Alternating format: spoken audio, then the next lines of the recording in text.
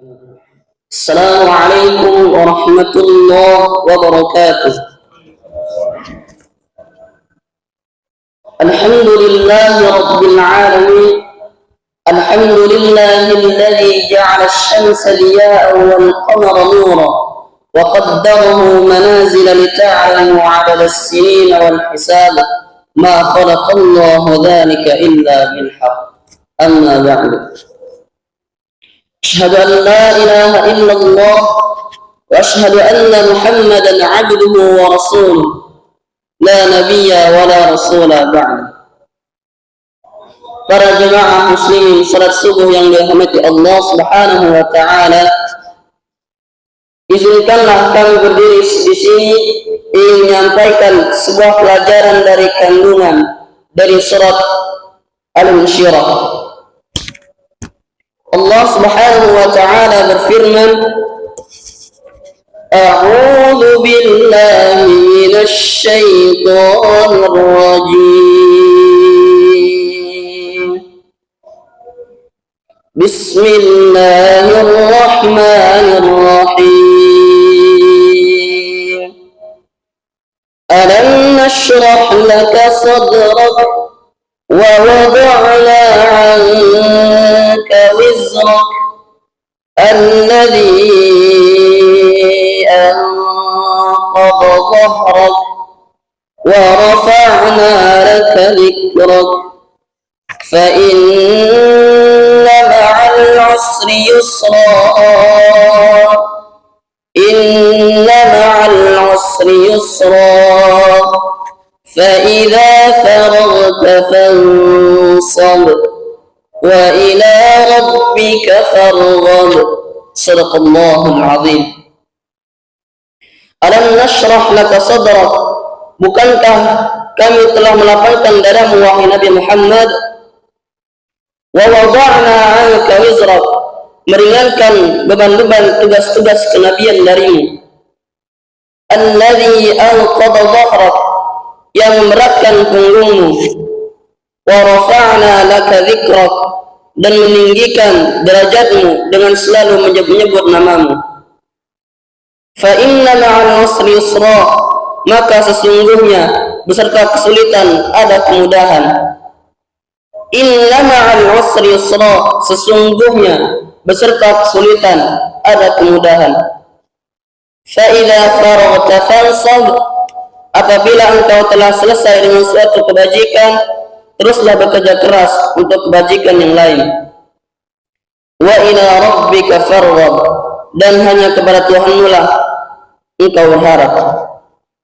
Para jemaah muslimin, salat subuh yang dirahmati Allah Subhanahu wa taala, asbabun nuzul diturunkannya surat Al-Insyirah ini antara lain terkait dengan situasi dan kondisi yang dialami Nabi Muhammad sallallahu alaihi wasallam di kota Mekah yang kelam, berupa beban dan tekanan psikologis dan emosional, berbagai cobaan, tantangan dan penolakan yang dihadapi Nabi Muhammad sallallahu alaihi wasallam dalam menyebarkan ajaran Islam.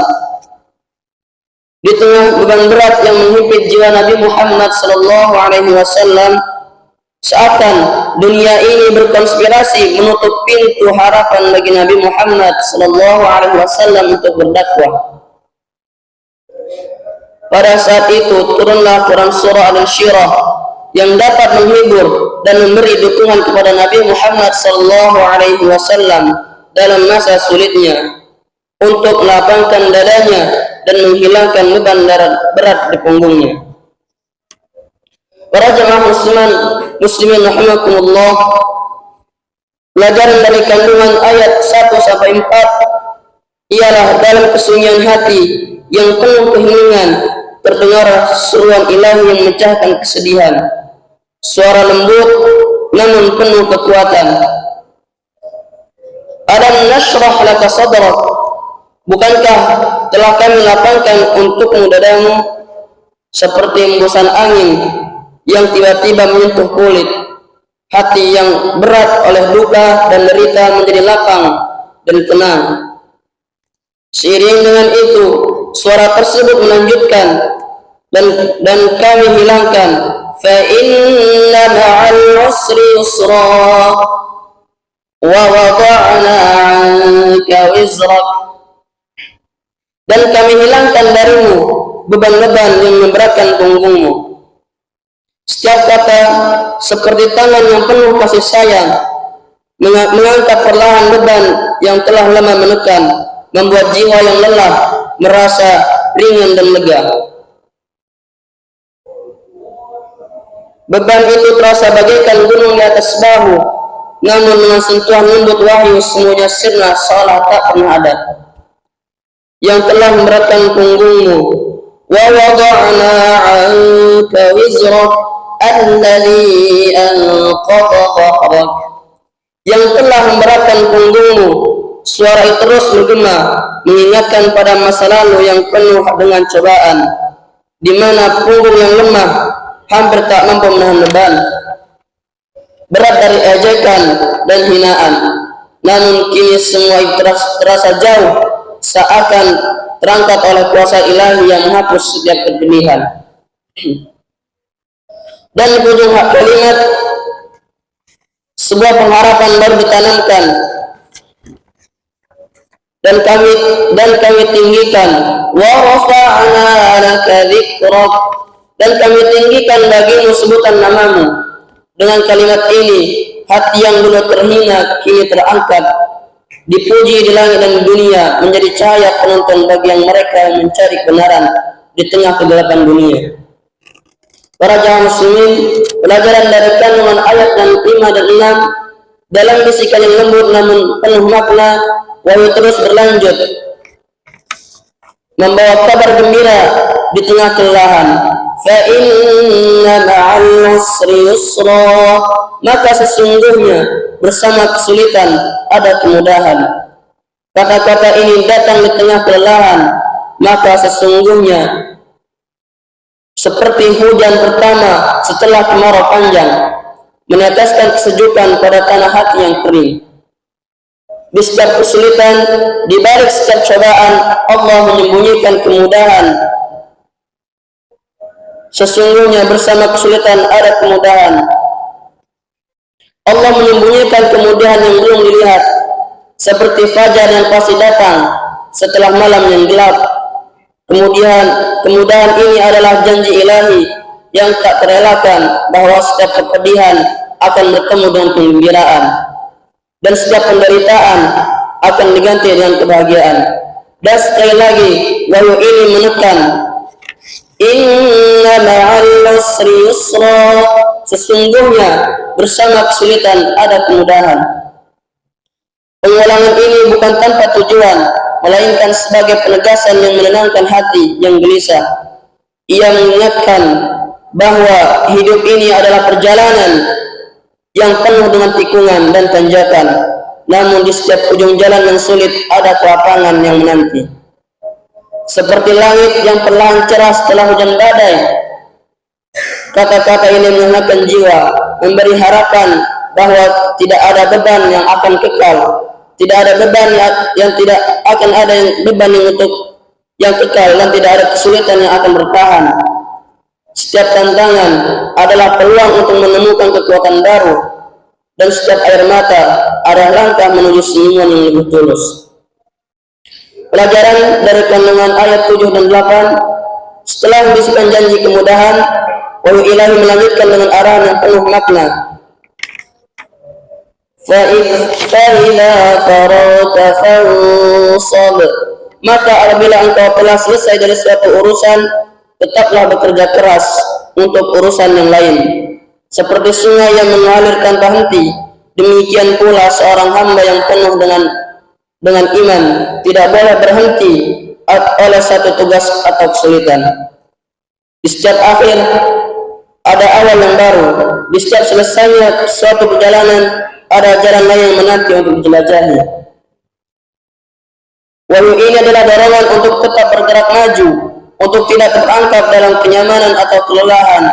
Setiap langkah yang diambil di jalan Allah adalah bentuk pengabdian yang tak mengenal lelah, sebagai matahari yang terus bersinar tanpa pernah berhenti. memberikan cahayanya. Begitulah seorang mukmin yang diharapkan, terus berusaha, terus bekerja tanpa kenal henti. Kemudian datanglah ayat penutup yang memuat tertinggi. Wa ila rabbika farghab. Dan hanya kepada Tuhanmu lah engkau berharap, seperti layang-layang yang terbang tinggi dengan hanya terambat pada satu tali. Demikianlah hati seorang mukmin, hanya bertumpu pada Tuhan yang Maha Esa. Segala usaha, segala jerih payah, segala doa, semuanya diarahkan hanya kepadanya, sumber dari segala kekuatan dan harapan. Di sini Allah menegaskan kembali bahwa dalam setiap usaha yang kita lakukan, kita harus mengarahkan hati kita sepenuhnya kepadanya dan percaya bahwa hanya Dia yang memberi ketenangan, hanya Dia yang memberi kemudahan setelah kesulitan. Dengan keyakinan ini, seorang hamba akan selalu menemukan ketenangan di tengah gelombang kehidupan.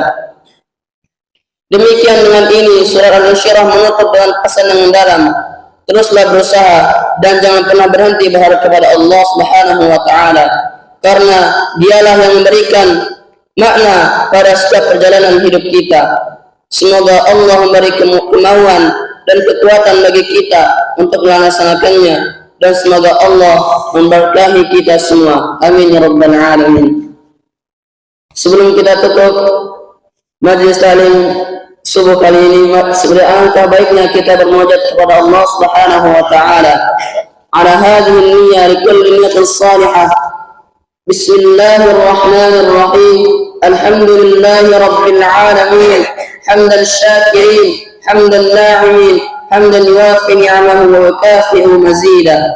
Ya Rabbana lakal hamdu kama yanbaghi li jalali wajhika al-karim 'azim sultanik.